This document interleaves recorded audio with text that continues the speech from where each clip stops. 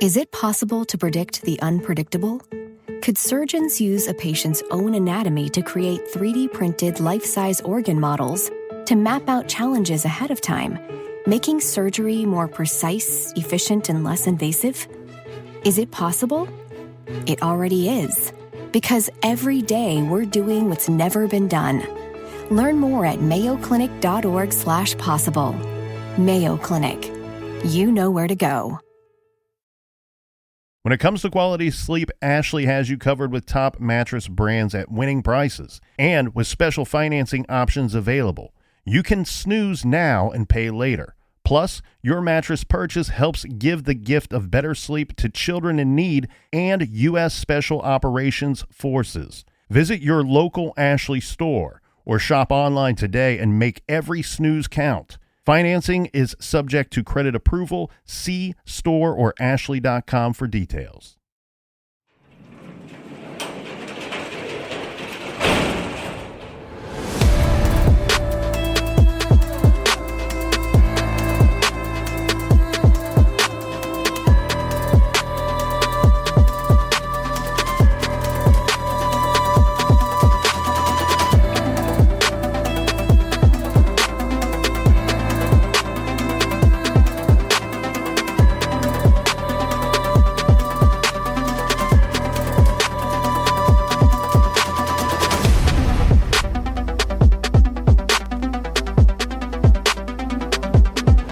Welcome to True Crime Garage. Wherever you are, whatever you're doing, thanks for listening. I'm your host, Nick, and with me, as always, is a guy whose baby's got a locomotive. Here is the captain. Chugga, chugga, choo, choo. It's good to be seen and good to see you. Thanks for listening. Thanks for telling a friend.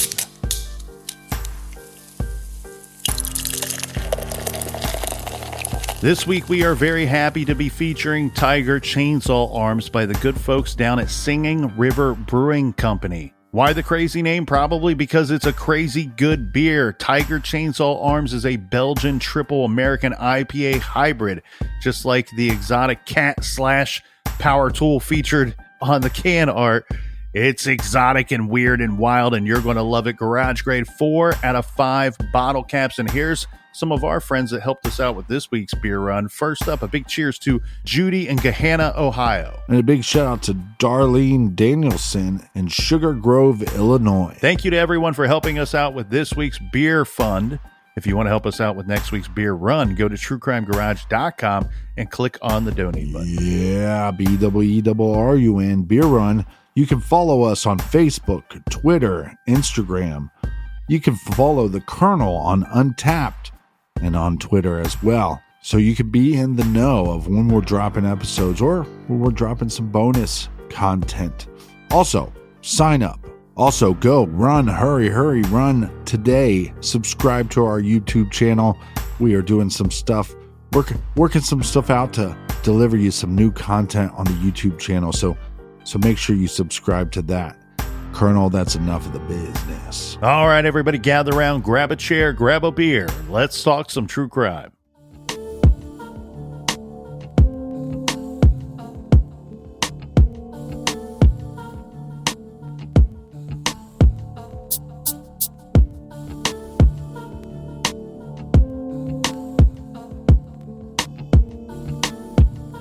The last time that Nieko Lisi was heard from was around 5 p.m. on the 1st. This is when he spoke with his grandmother via phone. She called him. He actually picked up.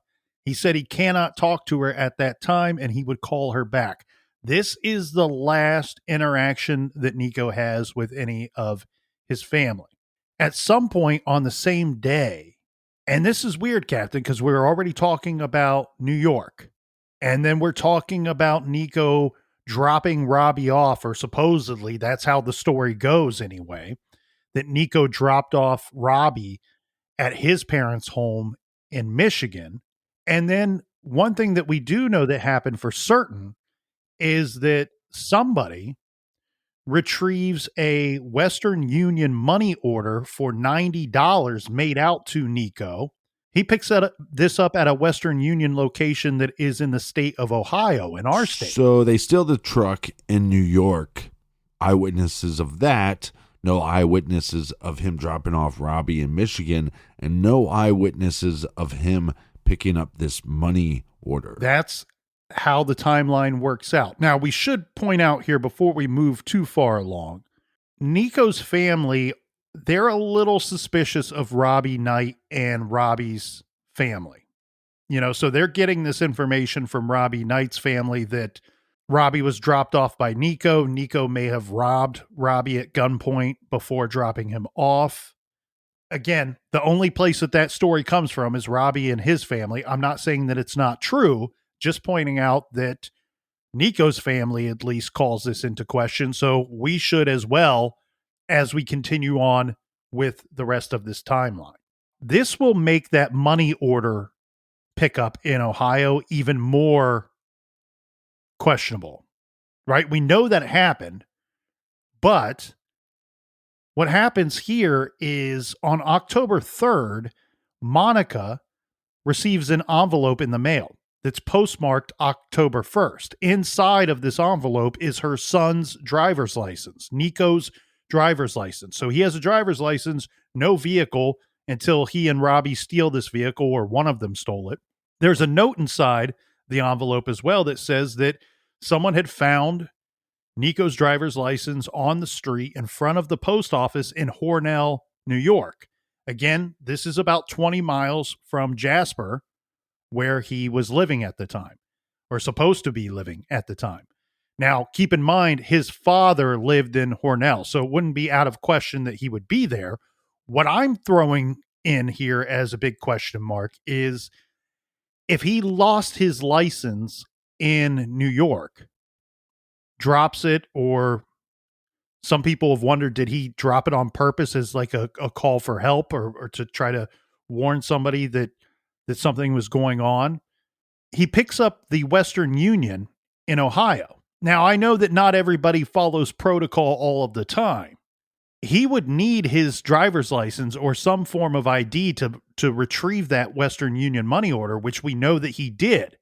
But his license, he would not have had that at the time that he picked up that money order. Right. Is it possible that he had a student ID or some other form of ID that they would let him pick up this money? Which is possible. And I imagine we'll get back to the money order in a little more detail as we go through the timeline. But what I'm pointing out here is the money order was made out to Nieko Lisi, and it was retrieved from a Western Union location in Ohio. All of that is fact. That we cannot change that. That's what happened. What I'm pointing out is because he didn't have his driver's license with him, I don't think that any of us can say with 100% certainty that he was the actual person that picked up the money order. Yeah, basically what you're saying is somebody picked up the money order. We just have no way of confirming that. Right. The money order was picked up. It was made out to Nieko Lisi. It was retrieved. I don't think we can say with 100% certainty who picked it up. Because if whoever gave the money order out, if they allowed somebody to retrieve it without showing ID, or like you said, could somebody have had a debit card or a credit card just with the name on there, no picture? And hey, I'm Nick from True Crime Garage, and I'm retrieving this Western Union money order for $90, but you don't know it because I'm showing you a debit card with Nieko Lisi's name on it, and you just believe it to be me. So that part's a little wonky, right? Just because that Western Union is picked up, I don't know that we can 100% say that it was Nieko that picked it up, that he was at that Western Union location in Ohio on October the 1st. This whole story is a little wonky and full of people that are full of malarkey. Some people were really put off by this driver's license being found. A lot of people question that big time. I don't question it so much because I've actually done that. I've found a driver's license before and mailed it to the address on the license. Now, just to clarify, it's a driver's license. So Nieko has his driver's license. He just doesn't have a vehicle. That's what's reported. For all I know, Captain, it could be a state ID. But the way that it's reported is it's reported as a driver's license. Now, according to Nico's mother, Monica, she somehow was able to speak with the man that actually that says he found the driver's license and mailed it to her. And then she also says that he was interviewed by police, and Monica says that she believes that this man had nothing to do with Nieko disappearing, that he just did the right thing. He found a license and was attempting to return it to the person that lost it. Now, what I question about the license is, how did it get lost? Is it just he happened to drop it? Or if I were being taken against my will, I would make every attempt to clue some people in that, hey, something's happened to me. Right. Mom can't get a hold of Nieko, and she believes that he's involved in some kind of stolen vehicle situation. His state ID or driver's license turns up in her mailbox. So she's going to, as we said, she reports her son missing and also makes the police aware that he may have something to do with this stolen vehicle. She's trying to do the right thing, but she's also mostly worried about finding her son. So by Wednesday, October 5th, she's frantic. And she's calling everybody that she can think of. Her and her husband find out that through Robbie's grandmother, that Robbie had ended up at home in Michigan. Monica and her husband, Nico's stepfather, they speak with Robbie's father via phone. There's a couple of things that Monica says that are weird about this phone call. Again, they're already suspicious of Robbie Knight. This is where they become suspicious of Robbie Knight's family. On the phone with Nico's family, Robbie's father, Robert, tells Nico's family that he had never seen Nieko, even though, according to the story, Nieko dropped Robbie off there. Goes on to tell them that Robbie, once he ended up here back at home, he's been home all weekend. Meaning after Robbie showed up, he never left the house again, never left this man's sight again, which Nico's family finds this to be very suspicious because they're saying Robbie Knight's father offered up this information even though nobody's asking where his son or sons were, because Robbie has a brother named Christopher, and that was part of the conversation. Robbie's been here all weekend. Christopher's been here all weekend. It's almost like creating an alibi. Yeah, pretty strange. When you're not even asked where these people were. I'd call that being a little fishy. According to the information I have here, Captain, is that the same day that the missing persons report is filed in New York for Nieko, that same day, Michigan State Police go to Robbie's house in Romulus, Michigan. They want to talk to Robbie, of course, because now he's linked to this stolen truck. So they bring him into the police station to question him about, one, where's Nieko, and two, where's this truck? During this questioning, and this goes bad really quick, it sounds to me like they don't get very far in the questioning, or at least they don't get very much in the way of information. So this is because Robbie suffers some kind of meltdown during this questioning. We don't know exactly what happened, but it's bad enough that they take him to the hospital. The police take him to the hospital for a psychiatric evaluation. That's beyond strange. And that's, I believe, the first time we've ever heard of somebody being questioned by the police and then taken for a psych evaluation. I just figured out my cover. If I'm ever involved in something horrible and need to weasel my way out of that interrogation room, oh, baby, I'm breaking down like you've never seen before. Like, worse than Tom Petty said in Breakdown. I'm breaking down big time. I'm getting out of there. Robbie gets sent to the hospital, and he's there. They keep him there at a mental hospital until Saturday the 9th. And during that time period, the police don't talk to him.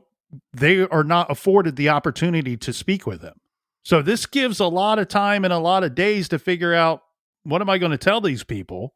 Number one. But then it gets worse, because on the 10th, the following day after Robbie is released from the mental hospital, he posted one of those messages that you do not want to see on social, because that tells you your friend is in a bad place, that they probably need some help.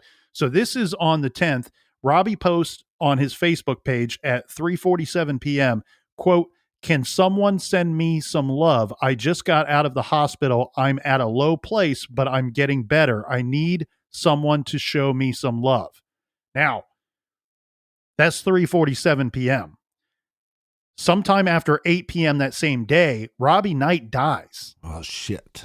According to Nico's mother, Monica, she says that she learned from a police report that she obtained through a FOIA request that Robbie OD'd on his own prescription drugs. Now, to be perfectly clear, whether this was an accident or deliberate, we do not know. That's unclear here. Well, and we don't know when he was prescribed this medication. Was this something he was prescribed to for years and that he took with him from New York to Michigan?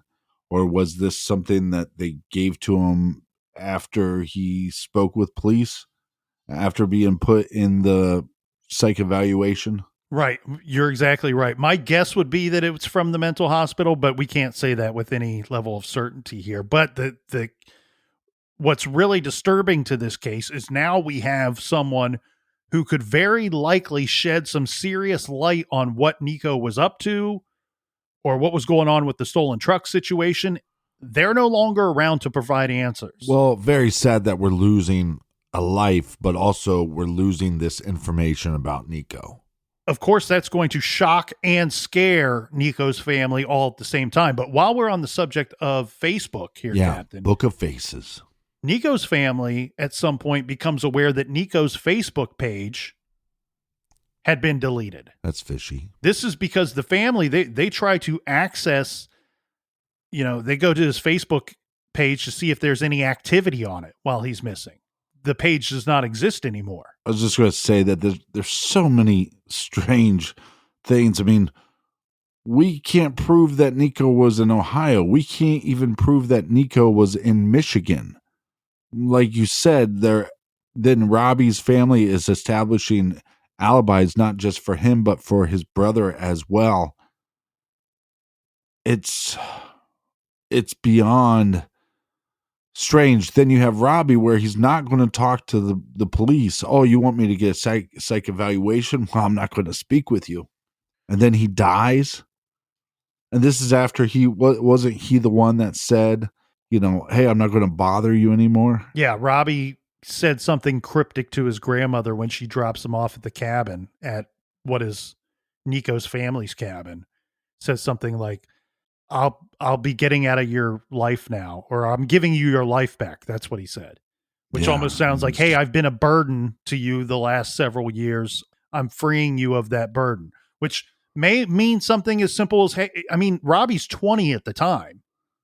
Did he die by suicide? We can't say that, but he does die shortly after that interaction with his grandmother. So was that his plan all along? Or was it just something as simple as, I'm 20 and you don't have to care for me. You don't have to provide a shelter and food for me. I'm going to relieve you of your responsibilities and your duties that have been weighing you down for a while.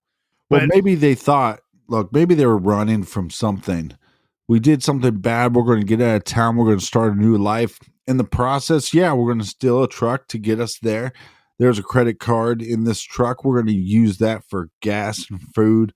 And this is going to get us to Michigan. And so we can start over.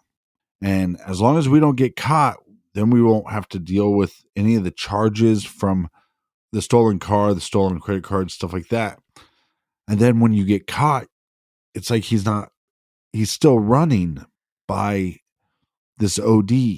Like you said, you can't 100% say that it was an accident or it was on purpose.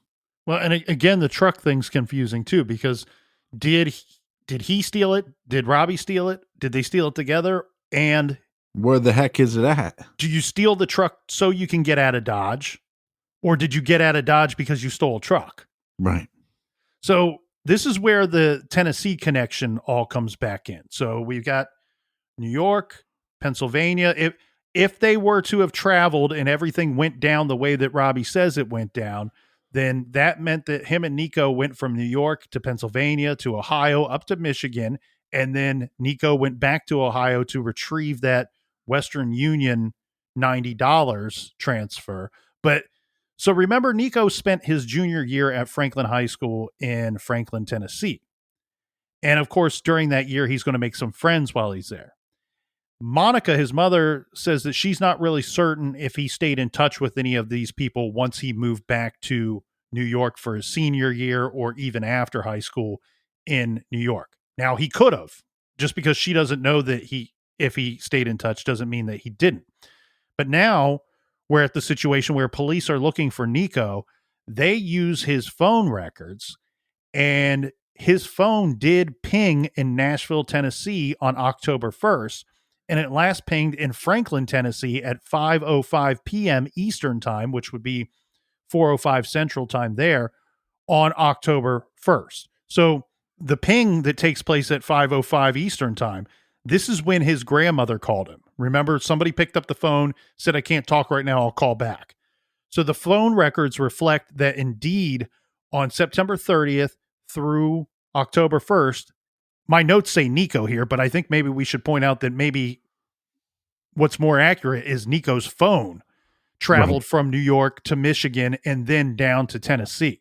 The phone records also showed evidence of a series of calls that involved some interactions once he gets to Tennessee or on his way to Tennessee. The unfortunate thing, though, is nobody has Nico's actual phone. They're going off of phone records and what they can get from the phone company, this being law enforcement and Nico's family. What they cannot get access to is the content of Nico's text, which is incredibly unfortunate because, I mean, we're talking about 2011, and we're talking about a kid that's 18, almost 19 years old. Yeah, there's probably more communication going through text messages than are going through by actual phone conversation. I would bet you that most of the important stuff that we want to know would be in text. If you were hoping to find something, that's where I would be looking. Now, at this point, Monica, again, I give kudos to her. She's taking matters into her own hands as much as she can. Remember, Nico's phone was on the family account, so this is going to get her access to certain information on that phone. What she does is she gets a list of contacts that were on that phone, and she's calling everybody on those contacts to see if anybody's seen him, heard from him. Now, some of his contacts, this would be evidence that maybe he was staying in touch with these people, or maybe these are just leftover numbers and contacts that were on his phone from when he spent his junior year in Franklin, Tennessee. Right. But some of the numbers in his contacts are the 615 area code, which is Franklin and Nashville, Tennessee area. Again, she's calling all these numbers. Finally, one of these phone calls pays off. This is when a young man in the 615 area code area calls her back. He calls back on October 15th. We can only call him by his first initial, so we will refer to him as E. This is because this name is known to law enforcement, but some of these names that we are going to refer to just by initial, right? Law enforcement have stated to Nico's family that they've been advised to not use these names publicly. They've been advised, please keep speaking about your son's missing persons case, because getting it out there in the media can help, but we would advise you against saying these persons' actual names. So E went to Franklin High School with Nieko during the 2009-2010 school year when Nieko was down in Tennessee. So E tells Monica, Nico's mother, that yes, Nieko was here at my place the night of October 1st. E says that he picked up Nieko about 2 blocks from his home. The home is located on Flintlock Drive in Franklin, and he brings Nieko back to the house. He says the two of them played soccer with some buddies, and then Nieko spent the night. Nieko did some laundry, and then the next day, Nieko packed up his stuff and left. He was carrying a backpack, but E says that at no point did he see a vehicle. And E also tells Monica I don't know where he was going, even though he left. Monica's sister-in-law, the one that Nieko lived with in Franklin, knew this family and confirmed that Nieko had spent time there when he lived in Franklin 2 years earlier. The other thing that's weird here, though, Captain, is although E told Monica that he had not seen Nieko in 2 years, we know from the phone records that Nieko called E's phone number 30 plus times in one day. That's a lot of times. Yeah. September 30th into October 1st. E, or at least E's phone number, called Nico's phone back several times. So there's a lot of communication there. And where does E live again? Flintlock Drive in Franklin, Tennessee. So I'm trying to keep this all straight in my head. They leave from New York, possibly go to Michigan, drop Robbie off. Robbie's claiming that Nieko robs him.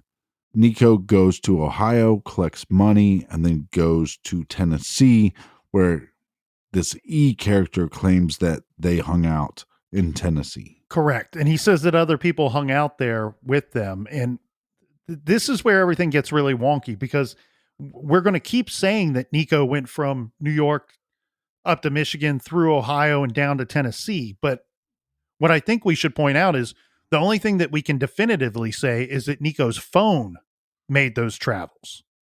Mm-hmm. Because, all right, so let's go back to the grandma phone call, because this is a big pivotal point in this story, in my opinion. Because now we know we have the phone records, and the phone is traveling to Michigan, then to Tennessee. This is great because it gives some kind of trail for Nico's family to try to follow. But what we have here is the phone call from grandma at 5:05 p.m. That's the ping that puts Nieko, or at least his phone, in Franklin, Tennessee at that time. So that goes along with this E person's story. But if you ask grandma today, she says, now I'm not certain that it was Nieko that I spoke to on the phone. So for years, she said that it was Nieko. Now she questions that. And the other problem with this case is the multiple law enforcement jurisdictions that are at play here. The New York State Police were in charge of the case at one point. But for the first few years in their investigation, it seems that they believe that Nieko was on the run, which would make some sense. The investigators seem to embrace the theory that Nieko was anxious, wanted to elude that rape charge. He's having fallouts with his family. He stole a truck, that he simply just split town, that he got out of Dodge. We have seen time and time again that when law enforcement or police believe that someone has voluntarily disappeared, that can dramatically impact the actual investigation. But here we have the issue of multiple jurisdictions at play. We have Monica, who's dealing with the New York State Police about her missing son. We have the Franklin, Tennessee Sheriff's Department, who are now dealing with the possibility that Nieko and the stolen vehicle may be in their county. We also have the fact that the Michigan State Police are completely stymied when Robbie Knight dies.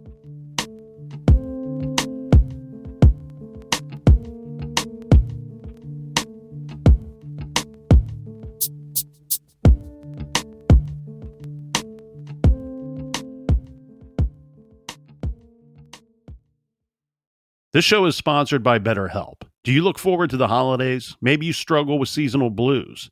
This time of year can be a lot, and it's natural to feel some sadness or even anxiety about it. But adding something new and positive to your life can counteract some of those feelings. Therapy can be a bright spot, something to look forward to make you feel grounded, and to give you the tools to manage everything going on.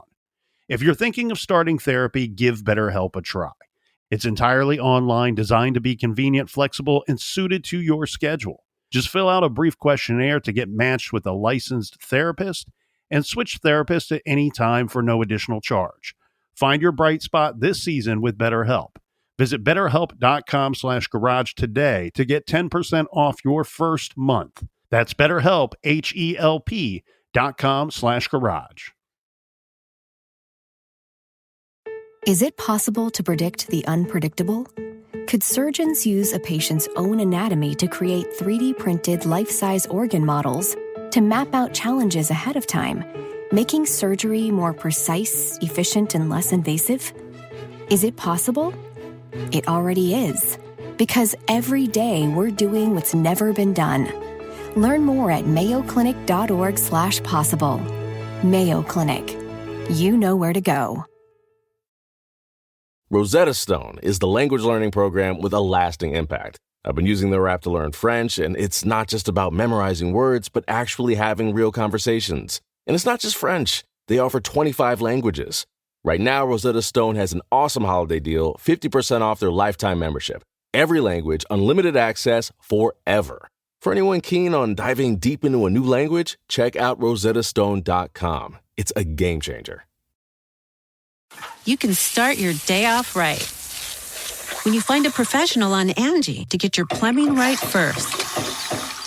Connect with skilled professionals to get all your home projects done well. Visit Angie.com. You can do this when you Angie that.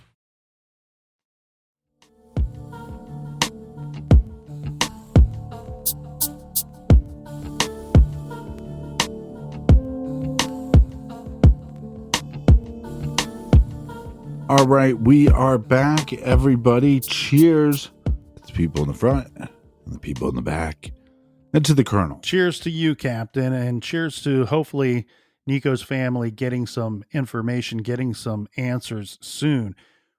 Our timeline, we're going to go to March of 2012. This is Monica, Nico's mother, conducting her own investigation, and she's been looking for her son since October of 2011. But in March of 2012, she traveled to Franklin, Tennessee, this to talk to the teen who says that he saw Nico the night of October 1st. So she goes to this kid's home. She sits down with E, the teenager that we're calling E, and E's father. And what Monica learned from them really didn't help the situation at all. So this is from the Tennessean in 2016 that's quoting Monica in this situation, saying, "I said to the young man, you haven't seen him in 2 years. What did he say? What did he want? Where did he go?" And he couldn't deliver anything positive or anything concrete as far as information for me. So Monica says that she gets 3 different versions of how Nico got to their house. E told her one time that he picked Nico up 2 blocks away. That was the original story. Then he said Nico got dropped off at their home in another version of that same story. And then later, he says that Nico drove up. But this young man, E, denies ever seeing the truck. E and his father, for the most part, according to Monica, were very casual, but they were also very vague on any of the details. She wasn't able to get really much in the way of answers from them regarding her son or what the manner of his transportation was. Well, again, Nico is in this place in his life, this dark cloud, if you will. And on top of that, he's making bad decisions. He's hanging out with people that also make bad decisions. And we don't know much about this E guy, but if he's hanging out with Nico around this time period, then E is probably a person that's making bad decisions. And you just can't trust everything that they're saying because they might be telling you a story that makes them look better. What's weird here too, Captain, is this is when Monica finds out about the Western Union MoneyGram for $90 that someone picked up, that we're told that Nico picked up in Ohio. And this is because E was the one who had sent the MoneyGram, but he refused to tell Nico's mother, Monica, why they sent the money. Of course, Monica says that she just assumes the money was for gas, right? So he could continue to drive the truck that he was making his way to Tennessee. I do want to point out, there's always these little missteps, not all the time, but oftentimes there are these little missteps. There's so many cases out there that don't have missteps by the police, and we don't discuss those because they get solved. Right. We don't hear about all the things that they got right, because when they get it right, they find the person that perpetrated, or they find the missing person, and everything's squared away. But here we have a missing person with a set of bizarre events and behaviors, in my opinion, leading up to his disappearance. It's really actually even hard for me to say, did he disappear in New York? Did he disappear in Michigan? Did he disappear in Tennessee? I can't look at this information and decipher which of those is most correct. What's interesting to me, Captain, is that, and this is incredibly surprising, it seems that there was never an APB out for this stolen truck. Even though it's reported stolen, we know that it passes through multiple states. You know, you would think that maybe it went through some tolls or toll records that would be have some of the information on this truck. I think that that was a misstep here by investigators. Now, who knows if they had put out an APB and it didn't get out until October 2nd or 3rd or 4th or 5th, it might have been too late, because based off of the phone records and based off of all of the information we have, if Nieko did in fact travel from New York to Michigan down to Tennessee, he would have completed his trip to Tennessee before those dates. As of today, have we found that truck? Yes, the truck has been located, but it took several years. So let's get into that. But before we lead up to that, I want to point out another part of the problem. We've already pointed out that Robbie Knight, who was traveling with Nieko, who was at least traveled with him in the stolen vehicle while it was in the state of New York. We know that is fact. We pointed out that he passed away, that he OD'd shortly after Nieko disappears. But then in 2012, Robbie Knight's father, who had had some communication and interaction with Nico's family, he passes away as well. This is not helpful to the investigation, because remember, Monica and Nico's family have said that they were suspicious of Robbie Knight, of Robbie Knight's father, and Robbie's brother, Christopher. Christopher, from my understanding, was later incarcerated on charges not related in any way or form to this case. This is one of the most bizarre missing person cases that I think we have covered in the last 6 years. This takes us to November of 2015. Now, we still have the New York State Police, the investigators from that agency. They're still the lead technically on this case at this point. They go to Romulus, Michigan, this to question the two people in Robbie's family who were still alive. This seems a little after the fact to me, right? There's 4 people in this family. Nieko was supposedly close enough to this home that he drops off Robbie, or robbed Robbie. 2 of these family members have passed away before New York State Police go out to interview these individuals. But again, state police believe that Nieko had left voluntarily. In law enforcement's defense, they were, or Robbie was, questioned by local law enforcement, which led to him being psych evaluated. Correct. And so what we have here, Captain, is some new information that comes out because of these interviews. They learn from Christopher. He's not admitting to really much. Doesn't have any information on where Nieko went, but he admits that he and Robbie, his brother Robbie, who's now deceased, they were the ones that shut down Nico's Facebook page. They did that from their house. This was something that was done sometime after Robbie showed up back in Michigan, but before Robbie died a few days later. So this makes you wonder, even though Christopher gives this information, he's not incredibly helpful, but was there some kind of conspiracy to make Nieko completely disappear? We know his phone was shut off at some point. Yeah, or maybe they knew he was having hypothetically, Nico's having a hard time communicating with his phone, or his phone's not working or something. Maybe he didn't have a charger and he takes off on the road. Now he doesn't have a charger. So he then robs Robbie. So now he has his phone, but we're going to shut that down. And he can communicate with people through Facebook, and we're going to shut that down as well. Well, my head goes to this end of it, because one of the first things I look at in these cases is trying to figure out, did this person hit the reset button and choose to disappear? Or are they running from something? Or did something terrible happen to them? Where I go with this is I see the Facebook page shut down, and I go, okay, well, maybe Nieko shut it down because he does not want to have any communication with his family and he wants to disappear. But now we find out years later that no, these two guys, Robbie and Christopher, they shut it down.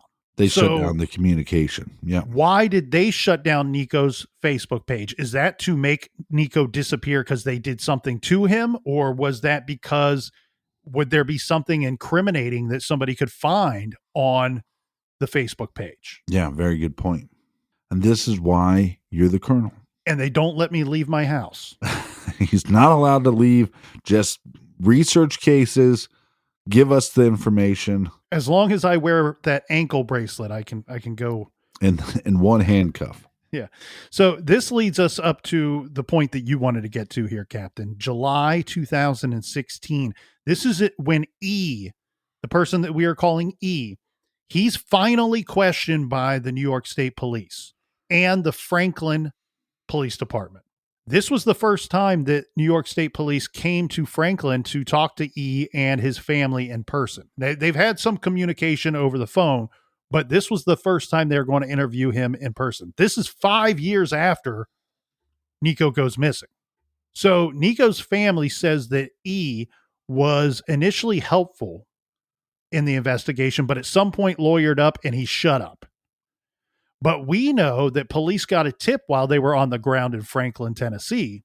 This is because the truck that Robbie and Nieko were driving, that Nieko was believed to have driven to Tennessee, or at least that's the story that we're getting told, was found. They found the truck. It was found stripped and dismantled in a locked, detached garage of a home in Sylvan Park, which is a residential area in Nashville. So this is about 21 miles from Franklin, Tennessee. A statement from the Franklin Police Department posted by Lieutenant Charles Warner on July 22nd, 2016 reads as follows. New lead uncovers dismantled truck missing New York teen last seen driving in Franklin. A cold case investigation into the disappearance of a missing New York teen has led to the discovery of the truck he drove to Franklin. Following a lead yesterday afternoon, Franklin police detectives and New York State police investigators found the stripped-down truck locked inside the garage of a Middle Tennessee home. The discovery only increases the concern of foul play in the disappearance of Nieko Lisi, who was last seen on Flintlock Drive in Franklin on October 1st, 2011. Investigators are hopeful that forensic processing of the truck will help to provide answers in the case. Police urge anyone with information to come forward. So that's 2016. So now we sit back and we look at that and we soak that all in. We absorb that information and we go, Unfortunately, the truck probably didn't provide any answers forensically at all, right? Because we've not heard anything. Well, and they said the vehicle was stripped. Yes. But it goes back to this idea, like you were talking about with the Facebook page. Is it to stop communication, or is it to erase some kind of evidence or hide some kind of evidence? And we know with Robbie's father, he seemed to be establishing alibis for his sons, and then we find this vehicle which is hidden, right? It's this individual was hiding this vehicle for some reason. Well, and here's the thing. Let's go in depth here. The truck, when they found it, was completely dismantled. It had no remaining parts on it. So we're talking no lights, no wires, knobs, no engine, no doors, no tires, nothing. All that remained of this truck was the gray painted frame of a truck bed and the cab. So if police were planning on searching it, as they said in their release, for forensic evidence, well, you know me, Captain, I'm a betting man. I got a crispy piece of paper here that's green in color, and it's got a picture of Benjamin Franklin on it in the center. I would wager that against other pieces of paper with other important figures on them that they didn't find anything. I mean, this is years later. This thing is completely stripped down.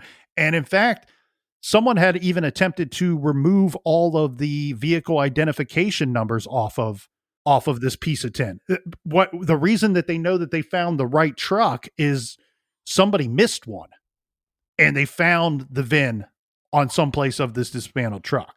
Right, because let's go back to the beginning. This truck was a gold truck, right? Yes. And now this vehicle doesn't even have any paint on it. And luckily, again, a lot of these criminals are stupid. And luckily, they made a mistake and left one of the VIN numbers. Right. And what we have here is police do not release the exact location of where the truck was found because it is found on private property. It's found in a detached garage of a home that is owned by a family, I'm guessing. What we do know is that something that Nico's family says that they learned during the course of this investigation.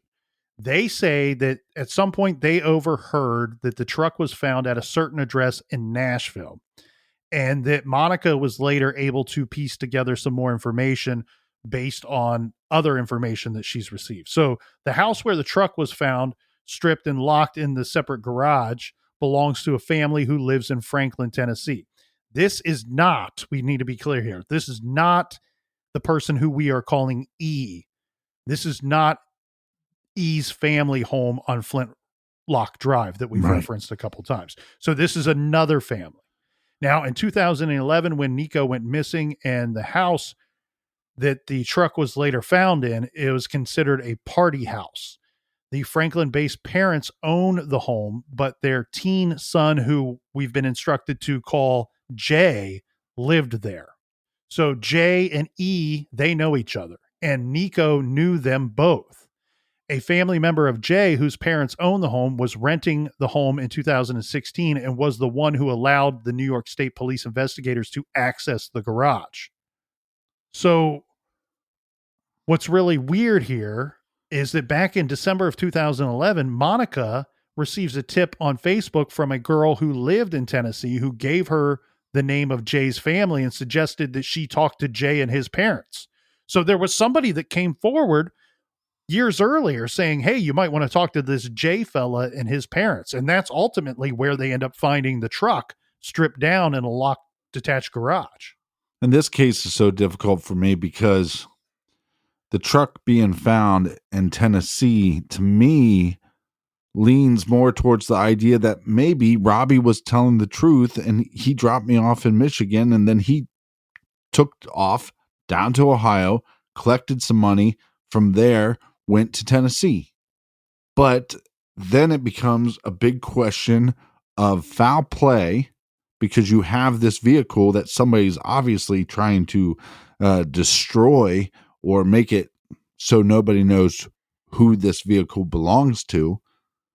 Or is it simply that Nieko some bad things were happening in his life and he was also making some bad decisions, and then he made some more bad decisions to run from those?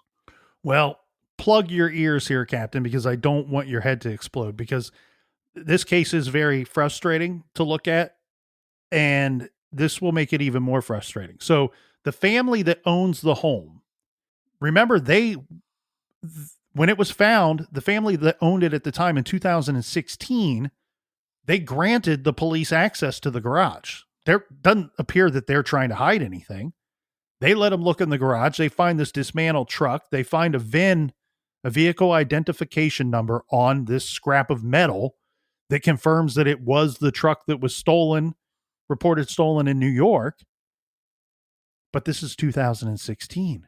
The family that allowed access to the police to the garage, they say, we don't know how the truck got here. We have no information on the truck. Why don't you have any information on the truck? Oh, because Jay, who lived here, who knew the person that we are calling E, who also knew Nieko, he died in 2014, 2 years earlier, of a suspected overdose. The second individual, the second eyewitness to die of an overdose. Yes, exactly. So this really leads us into really the theory portion of our show, because with all these people that have passed away that likely had information, we no longer have access to that information. So we're hoping police, investigators, Nico's family are all hoping that those people before they passed away told somebody whatever it is that they knew of the situation. This is a case that needs to blow up on the blog. So if you have a thought that you think would help this case at all, go to our blog at truecrimegarage.com and leave a comment on this episode. So when we discuss theories here, we got to point out the obvious first. There's almost an infinite number of theories in this case because we have a lot of confusing information, and a lot of the people that may know something, well, they are not around to tell. They are dead. They've passed away. Now, one theory that I think that we can dismiss, and I say this with great sadness, and I wish that I could offer more of a light at the end of the tunnel for Nico's family, but the theory that I think that I can kind of dismiss from my investigation is that Nico is alive and well somewhere after leaving to start a new life. This to me seems very unlikely in this situation. And I say that for a multitude of reasons. One, given how close he was at one time with his family, his mother, extended and otherwise. For the record, Monica has said unequivocally that she does not believe that her son is still alive based off of the relationship that she had with him, and that he would not hurt her and hurt the family for this long without some form of communication.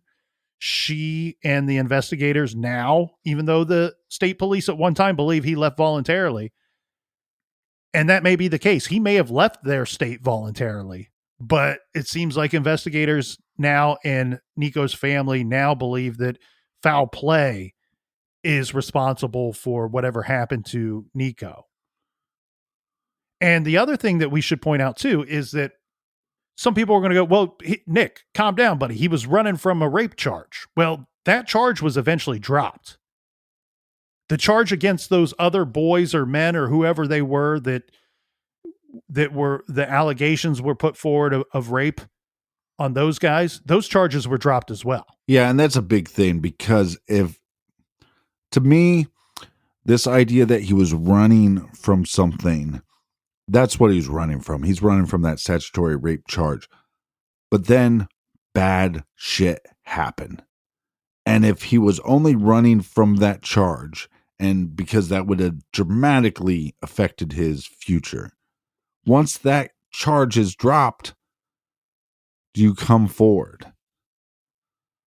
But maybe because of him running from those charges and making bad decisions like stealing a vehicle, maybe that would make him not want to come forward. Well, and to further bolster this opinion that foul play is involved here, Monica actually told True Crime Garage some relatively new information that's not really out there to the masses. And so we'll share that with you now.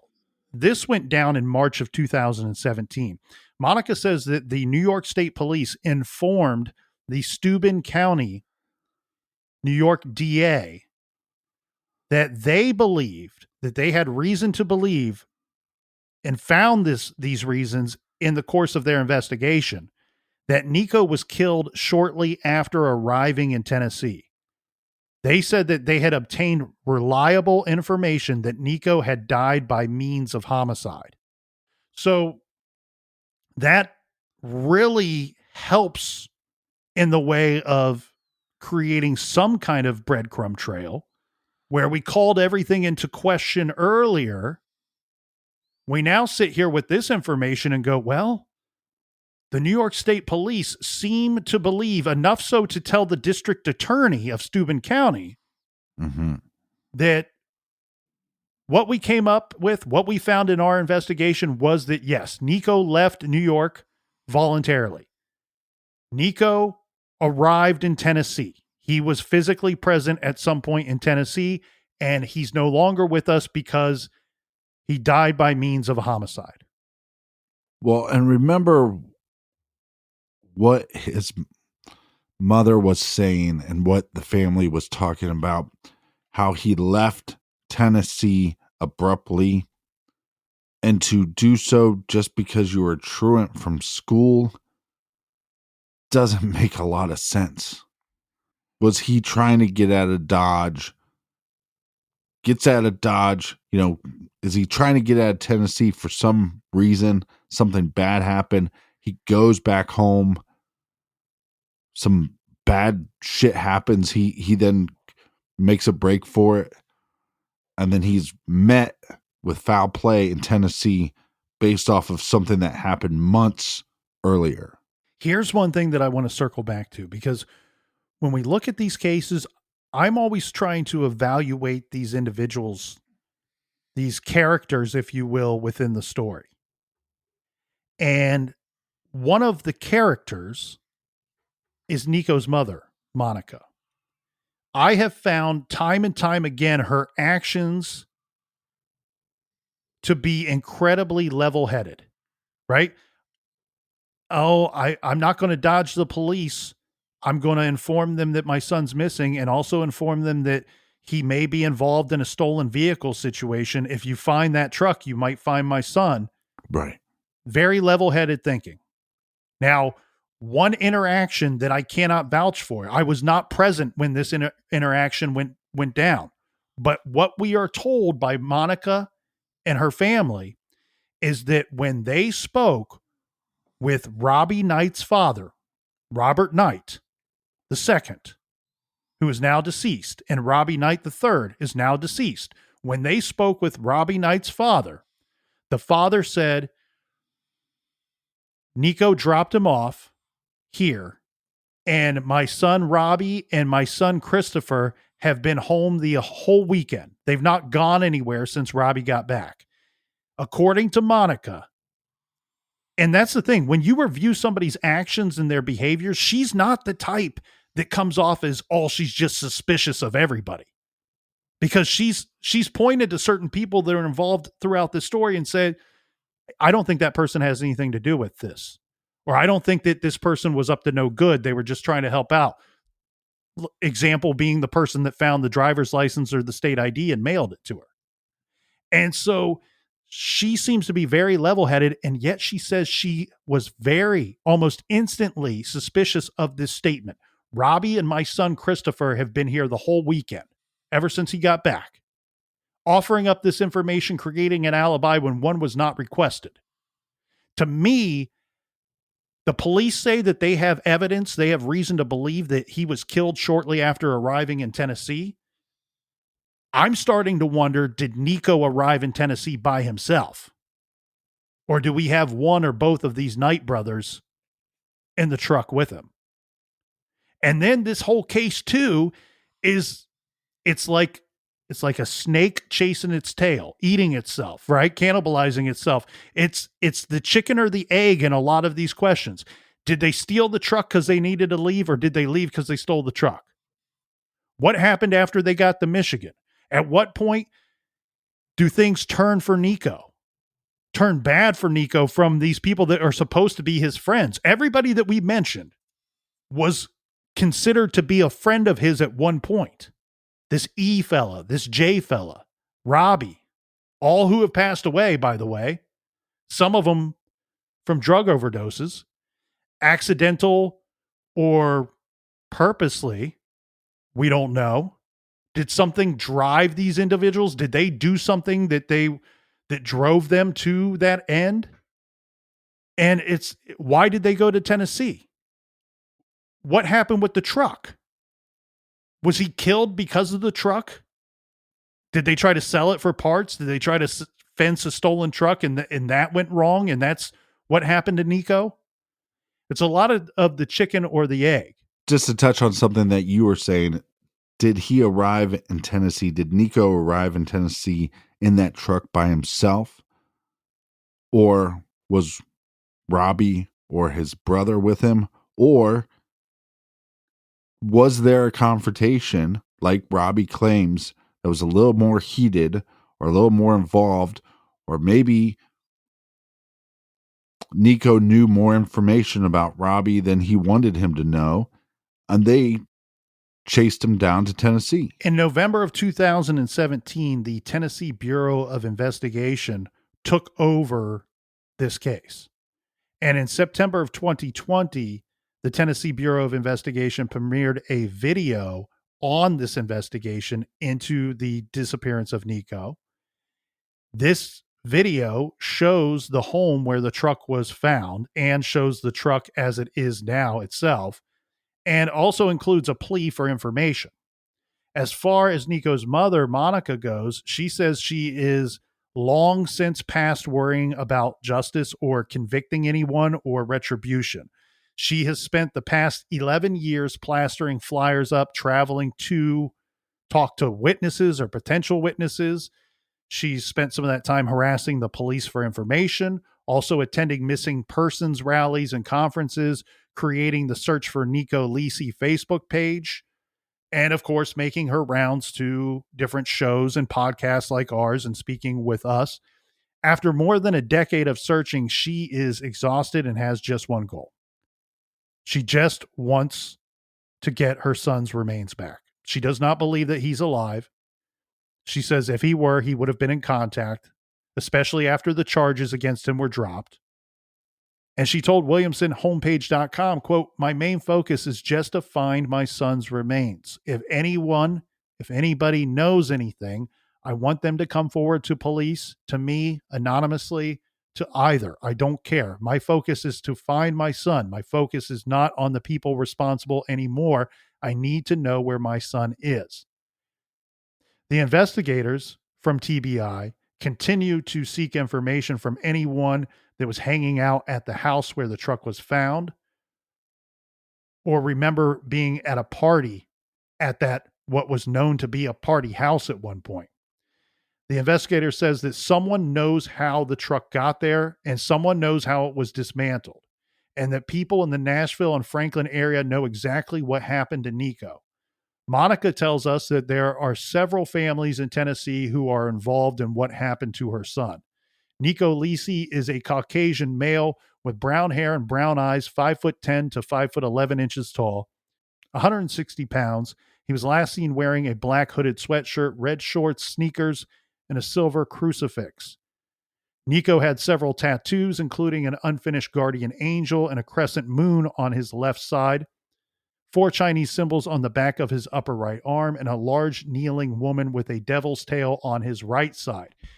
Anyone with any information about Nieko or his disappearance should call 1-800-TBI-FIND. That's 1-800-TBI-FIND. Or submit a tip online by emailing tips to tbi@tn.gov. The Lisi family has offered up $2,500 in reward money for information leading to Nieko's whereabouts, and the Franklin Police and Crime Stoppers are offering up an additional reward of up to $1,000 for information in this case.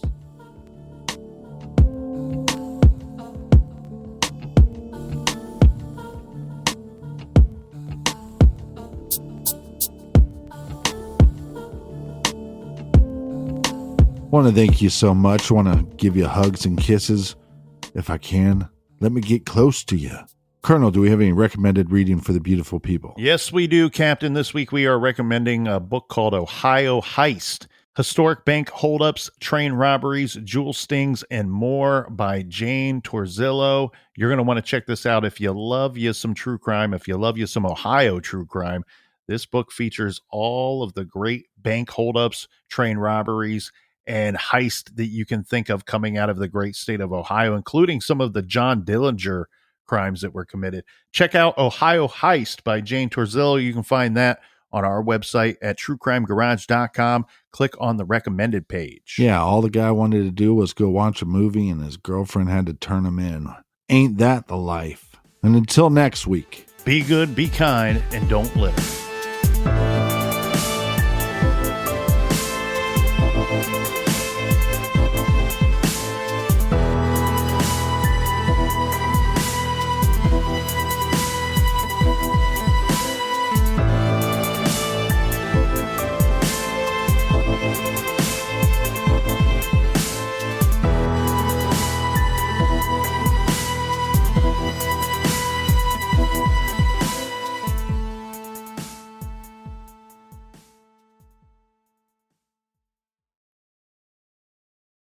Is it possible to predict the unpredictable? Can 3D printed life-size organ models help to map out complex surgeries ahead of time?